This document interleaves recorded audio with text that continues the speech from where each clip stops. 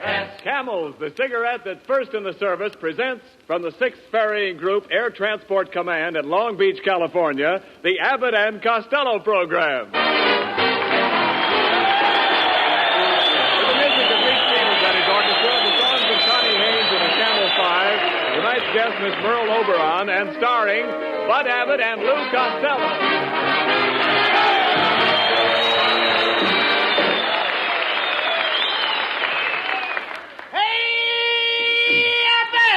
Oh, come on. What's the matter with you, Costello? Hey, Abbott, What? I want to ask you a very personal question. What is it? Do you think I'm fat? Well, I'd say you were on the plump side. Why do you ask? Well, I was over by one of those big hangars. I was standing next to a blimp. All of a sudden, an officer points to me and says, "Look, they're making them with faces now." Oh, he was just kidding. You know, there's nobody that has a better sense of humor than a flying man. I know that too, Abbott, because I'm a flying man myself. What do you mean? I started flying when I was a 6-month-old baby. You flew when you were a baby? Yep. I flew out of my nurse's arms and made a perfect 1-point landing. No. You mean 3-point? No, 1 point. My safety pin was open. Costello, I don't believe you've ever been up in the air. Oh, yes, I have. I used to be a hostess. Well, you walked into that one, my friend. For your information, plane hostesses are always female. This was a male plane. Tell me, Costello, when was the last time you were up in the plane? Do you want the truth or my version? Oh, no. I want the truth. I think we'd get more laughs the other way. No. Tell the truth. Okay, I'll tell the truth. All right. I took my first plane ride today. Captain Dick Lassiter took me up in a great big plane. Tri-motor? Try what?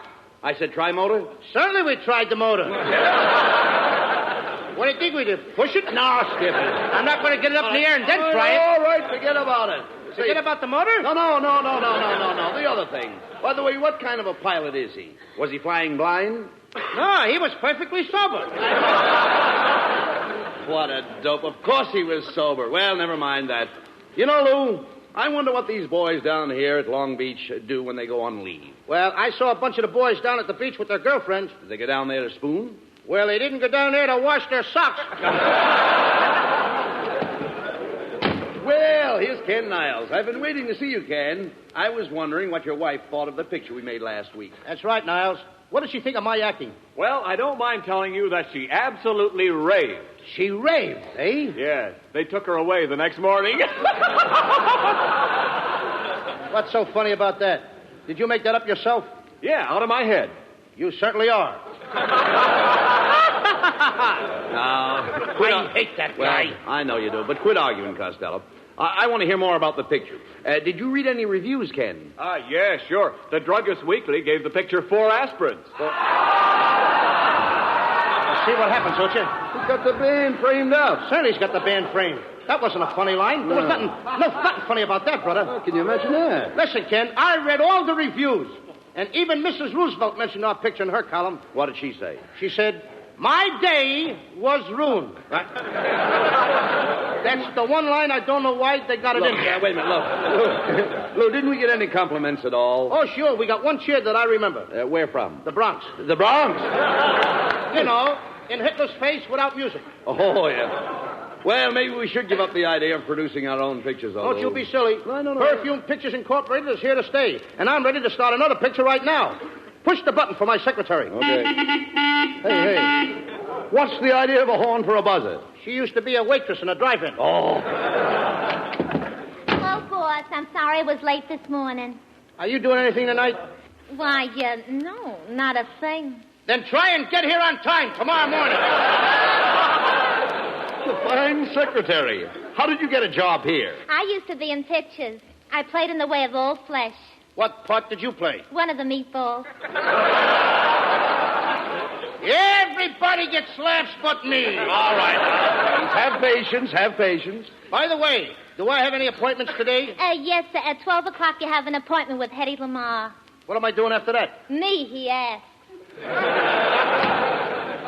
Mr. Costello, could I speak to you for a moment? Why, it's Botsford Twink, our soundman.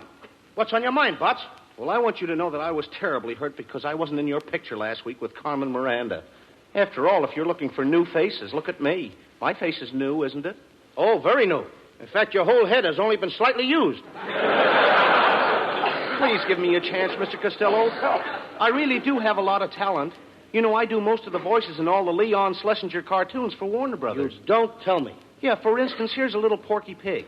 This is the way I talk when I play Porky. That's all, folks.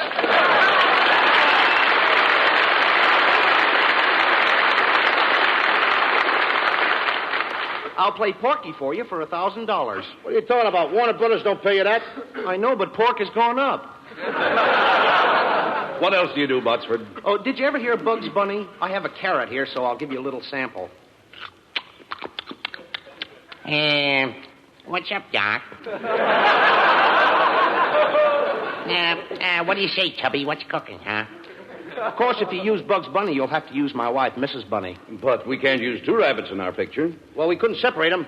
That would be splitting hairs. Well, if you can't use the rabbit, maybe I could furnish some of the musical background. I can imitate an electric organ. Listen.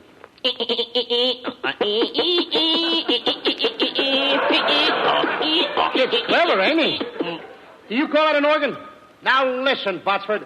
I can't use any of that stuff in my picture. Now, will you get out of here? Now look what you did. No. Now look what you did. Now look what you did. Every time you yell at me, I get the hiccups. Well, when you yell at me, he gets that. Why do you yell? How did I know? Did I know that when I talk loud, he gets the hiccups? Costello. Did I know that? Well, don't yell at him. Do All right. something for the poor fella. Please, Botsford. That's it. Talk nice to him. Botsford, I'm talking low and easy. Now, take it easy. No more hiccups. That brings him out of it. That brings him out of it. Does it? I didn't know that. All right, take it easy. How do you feel? Better now. Oh, you do? I feel fine. Oh, am I glad of that, Abbott. Now, let's get back to this picture. But, Mr. Costello, are you sure you can't use the organ? Botsford, how many times do I have to tell you that I don't... Please. Please, started him again, didn't you? You see what I told you? I know what I'm doing. Get him out Hey,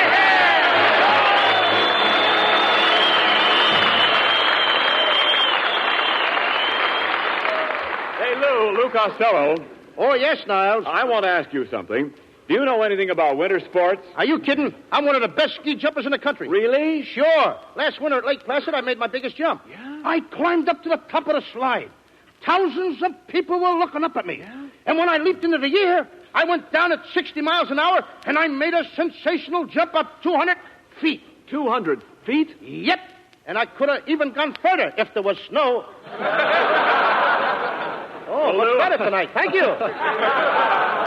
Lou, I know another good skier, and his name is Dick Durrance, and he's one of the finest skiers in the world.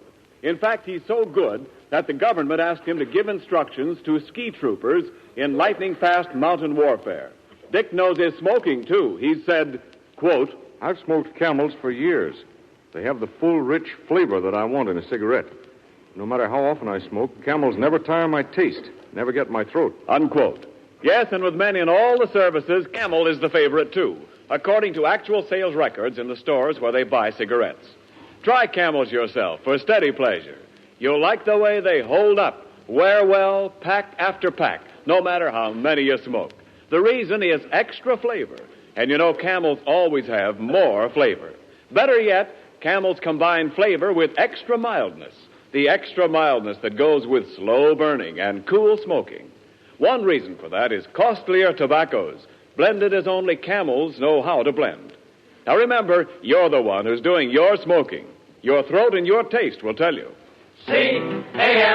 C-A-M-E-L-S. Camels, get a pack tonight. Send a carton to that fellow in the service.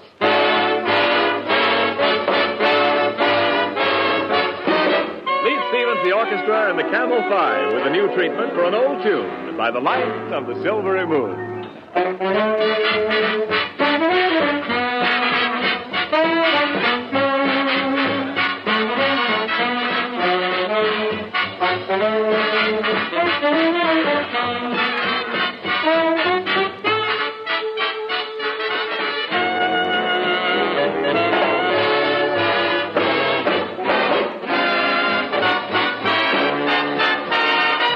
By the light of the silvery moon, do I want to spoon. To my honey I'll croon love's tune. Honeymoon, keep a shining in June. Your silvery beams will bring love's dreams. We'll be cuddling soon by the silvery moon.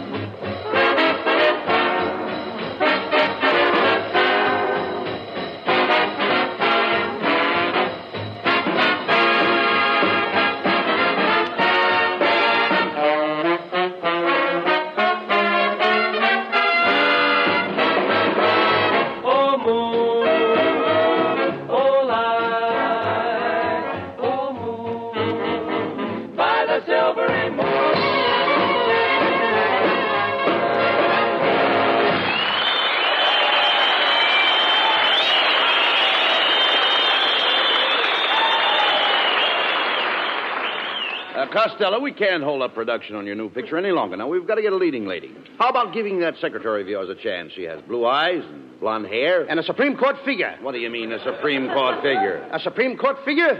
What do you No mean? appeal. Oh! Besides, I phoned Merle Oberon about playing a leading part. You did? Yes. I picked up the receiver and I said, Merle, darling. Merle, sweetheart. Merle, my love. And then? Then I dialed her number. Merle Oberon. Merle Oberon would be swell in our picture. You know, and I sent for a new fashion designer. What is this that just popped in here? What happened? Well, now, wait a minute. I sent for a new fashion designer. Is that it? Now he's in. Come in. Good evening, gentlemen. I'm your new fashion designer. Pierre, you Pierre. To my friends, I'm P.U. You said it, brother. Hey, get a load of that guy's hair. He's a male Veronica Lake. Pierre, this is Lou Costello. Oh, how do you do, Mr. Costello? Thank you, sir. You are just the man I'm looking at. I've not seen you in a long distance. Get the way his hair hangs over his face. Pardon me, Pierre. Was your mother ever scared by a sheepdog? Oh, come on. Leave the man alone. We've got to get him to design Miss Oberon's clothes.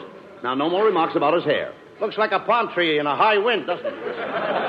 Well, Mr. Costello, I admit that my hair is a standing joke. Well, it needs a new switch. I don't know what's wrong there. Keep quiet. We must have Miss Oberon's wardrobe designed before she gets here. Pierre, would you mind telling us some of your ideas on women's clothes? Oh, not at all. The main thing is color harmony. Color harmony? What's that? Well, it's very simple, Mr. Costello. For instance, if you were carrying a pink bag, you would not wear a green dress, would you? Oh, gracious, no. I wouldn't dare.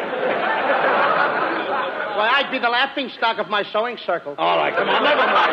What kind of line is that to get me a big man? Forget it. Skip those things. Come here, Pierre. Now, with a shortage of materials, how about something plain for Miss Oberon to wear? We'll call it a defense dress. How about that? How about making it out of barbed wire? That isn't defense. It ain't exactly an invitation. Go ahead, Pierre. Suggest a dress for Merle Oberon. Something that she can wear in our picture. Well, being a brunette, I would suggest that I make Miss Oberon a gown of apple green with a peach skirt, lemon trimmings, plum ruffles, an orange belt, and a tangerine scarf. Huh? That ain't a dress. That's a fruit salad. Nevertheless, that sounds fine. Now, what about Merle's hat? Well, the hat should be very simple but very smart. Do you think the boys in camp here would like Miss Oberon in a hat that has 3 roses and a ribbon on the side? Huh? No, they'd rather have 4 roses with a chaser on the side. Now, get out of here and I'll design the clothes myself. Oh, Costello, you can't design clothes. Is that so? I just invented a lady's leg paint that takes the place of stockings. It even covers the knees. It disguises the knees? You said it. You can hardly recognize the old joints. Oh, well, we let Merle Oberon design her own clothes for the picture. What do you say? Yes, and I'm just the girl who can do it. Now listen, kid, you keep out of this. Look who it is. It's Merle Oberon.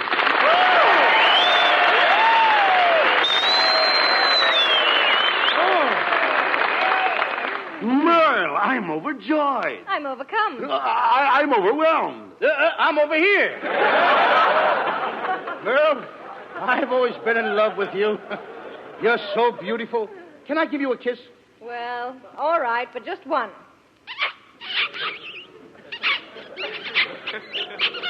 Lou, where did you learn to kiss like that? I used to be a bugler in the Boy Scouts. Now, look, if you folks don't mind, we'll go over the script of the picture that you are going to play tonight. It's a story of the knights of old. Merle, you play a beautiful princess. And you wear a hoop skirt. A hoop skirt? Yeah, a hoop skirt. That's a parachute with legs. Costello plays the part of a knight. He's in love with you. I thought nights were tall. Well, kid, on account of daylight saving time, the nights are getting shorter. As the first scene opens, Merle, you're in the palace, awaiting the arrival of your lover. You are playing the organ. Organ? Like this? Botsford, didn't I tell you that you couldn't be in this picture? Don't do that. I started it again. Well, don't shout at him. Oh, I'm sorry. I'm sorry. I'm sorry. All right, I'm sorry. I'm talking nice and easy. Relax. Take it easy. All right, Botsford. Shout at him in a moment. I'm talking nice. How easy can I talk? I'm okay. I'm sorry, Botsford. Very sorry. I'm okay now, Mr. Costello. Oh, I'm glad you are. Now keep out of the picture. You did it again. Don't yell at Sorry, me. Botsford. Botsford, I'm sorry. Will you please put a gag in his mouth? Put a gag in his mouth. Yes. If I had a gag, I'd tell it myself. Come on, let's get back to this story. Costello, as a knight, your costume is a suit of armor. That's right, Lou. You wear an iron coat, an iron vest, and iron trousers. In fact, you wear a whole iron suit. Where do I get it pressed? At Lockheed? Now, your suit may become rusty, so you better keep yourself well oiled. I'd have to be oiled to make love to you in an iron suit. Merle, you walk out on the balcony. Yes, and I sneak right up to it. How'd you get across the moat? I caught the guard with his bridges down. Then we have the big scene where Costello serenades you with a song of love. And, Lou, I will drop a flower on you. In a mad moment of love? No, in a pot. Now, Merle, you signal that the coast is clear. And Costello, you climb the balcony. You reach Merle's side. You're panting from the long climb in that suit of armor. Yes, that's it. You gaze into her eyes. Remember, this is your big chance. Never mind, no more pants. Never mind that. There's emotion in your voice. As you stand there in your iron suit, what do you say to her? Hey, kid, have you got a can opener?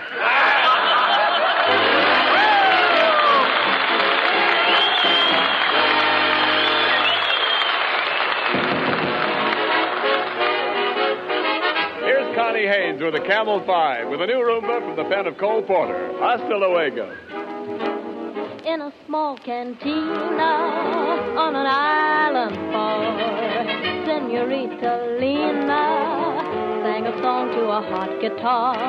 All the ding-dong dandies used to gather about when the lovely Lena, Lady Vina, would give in and give out. Hasta luego. Too bad we must part. Hasta luego. And that mucha good luck, sweetheart.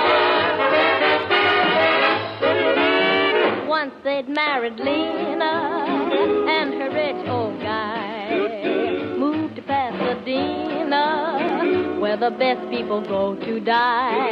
But when she'd collected all his copper preferred, back to her cantina, lovely Lena went flying as she purred. Hasta luego. Too bad we must part. Hasta luego. And there's mucha good luck, sweetheart. Ay, hasta luego. Too bad we must part. Oh, hasta luego. And there's mucha good luck, sweetheart.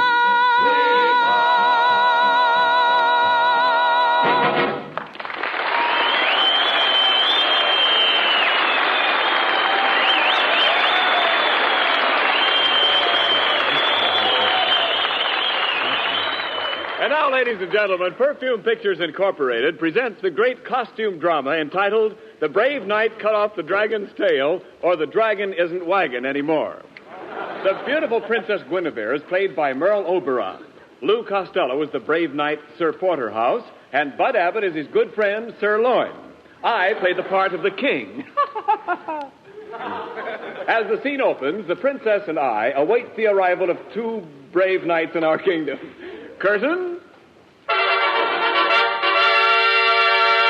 Greetings, brave knights. Kindly approach the throne.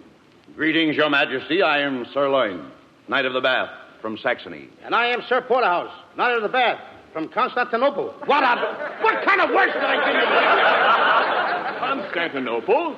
Yeah, Turkish bath. Greetings, brave knights. I'm the Princess Guinevere. And who are those beautiful dames with you? They are my ladies in waiting. Well, what are we waiting for? Quiet, Costello. Oh, Sir Porterhouse, you must save our kingdom.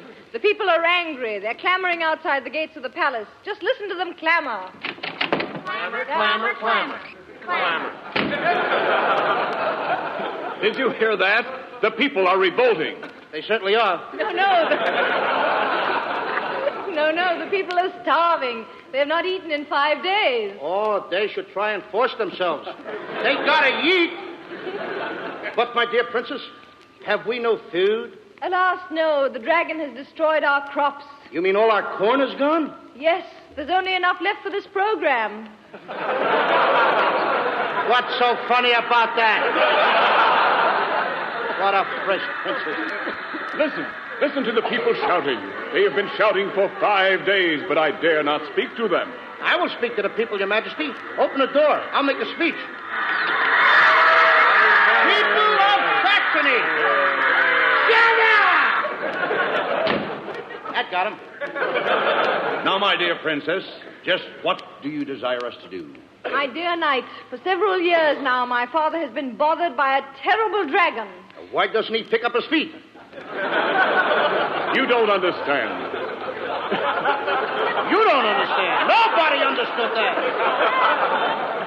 Today, the dragon is coming to carry off the Princess Guinevere. You must save me from this mean monster, Sir Porterhouse. He's a very mean beast. Okay, kid. He has 2 heads, one at each end. How does he sit down?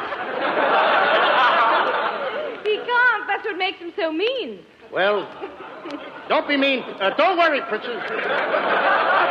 All right, I'm allowed one mistake, ain't I? I am not afraid of nothing.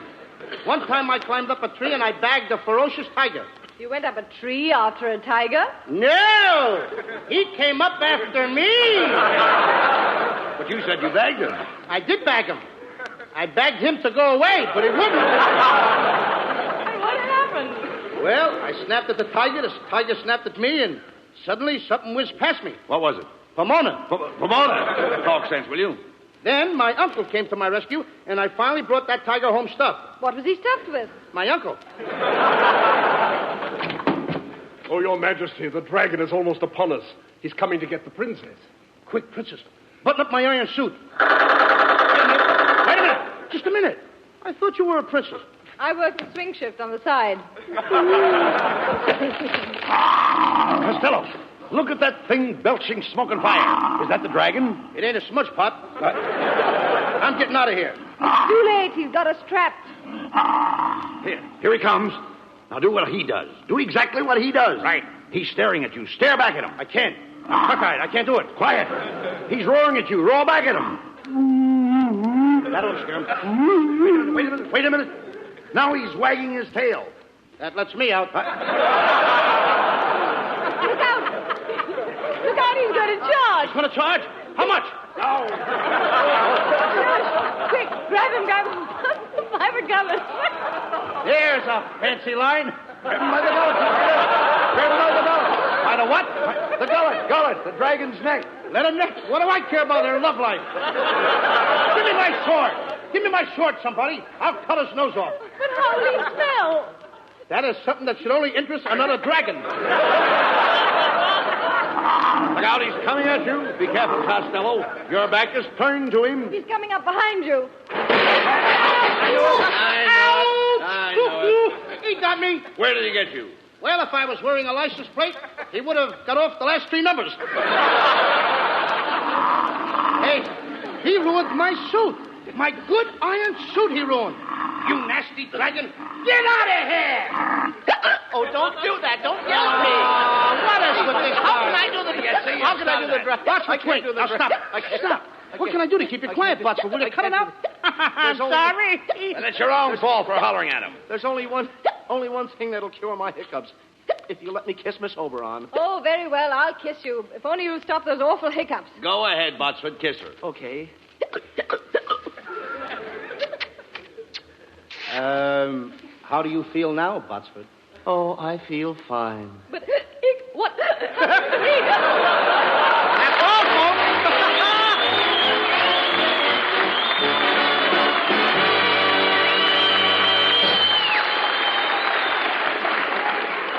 tunes you whistle for a while and then forget, and others stay with you for years. I think the ones you remember are the ones that have character. I believe that goes for cigarettes, too. We say that Camels have character, and we back that up with the thousands of smokers who have stood by Camels for 20 years and more. We think it's true that more people have smoked Camels longer than any other cigarette. Try Camels and see for yourself. Try them in your T-zone. That's T for taste and T for throat, your own proving ground for cigarettes. Your taste will tell you that Camels have more flavor, and it's extra flavor that helps make Camels hold up day in and day out. Makes the second pack better than the first, and the third better than the second. Your throat will tell you about mildness, too. It's the best judge you'll find. Yes, Camels are mild, cool smoking, slow burning, because they're expertly blended of costlier tobaccos. Your throat and your taste will tell you. C-A-M-E-L-S. Camels, get a pack tonight. You'll want to buy a carton tomorrow. Here's more news about the Camel Caravans, those traveling shows which entertain the men in the Army camps. 32 performances of the Camel Caravan units will be given to men in the training stations throughout the coming week.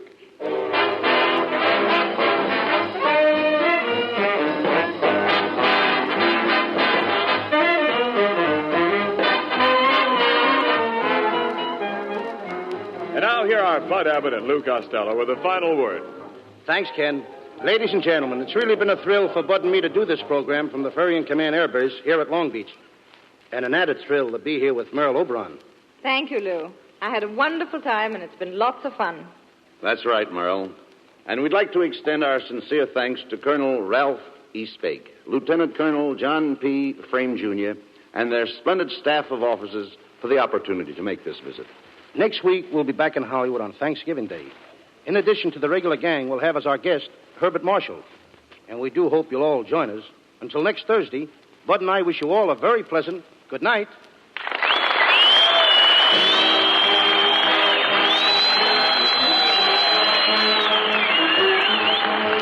Camels present 4 great shows each week. Tomorrow night, the Camel Caravan with Lanny Ross, Xavier Cugat, Herb Schreiner, Lou Lair, and their guest star, Bob Hope. Saturday night, Thanks to the Yanks with Bob Hawke. Monday night, Blondie. And next Thursday at the same time, Abbott and Costello with their guest, Herbert Marshall. Our broadcast this evening was from the 6th Ferrying Group, Air Transport Command at Long Beach, and does not constitute an endorsement of our product by the War Department, as they do not endorse any product. The Army has also requested us to make this announcement to all men of 18 and 19. There is a serious need for young men, so serious that the Army is willing to let men of 18 and 19 choose whatever branch of service they desire. Go to your nearest Army recruiting office or induction station tomorrow. Learn about the jobs the Army has open in 13 different branches, all explained by men who know these jobs inside and out. Listen to the Camel Caravan tomorrow night with Lanny Ross, Xavier Cugat, Herb Schreiner, Lou Lair, and their guest star, Bob Hope. And now this is Ken Niles wishing you all good night.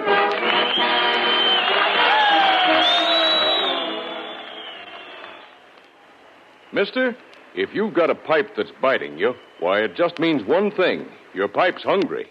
Yes, sir, hungry for Prince Albert, the mild, rich, tasty tobacco that won't bite your tongue because it's no-bite treated.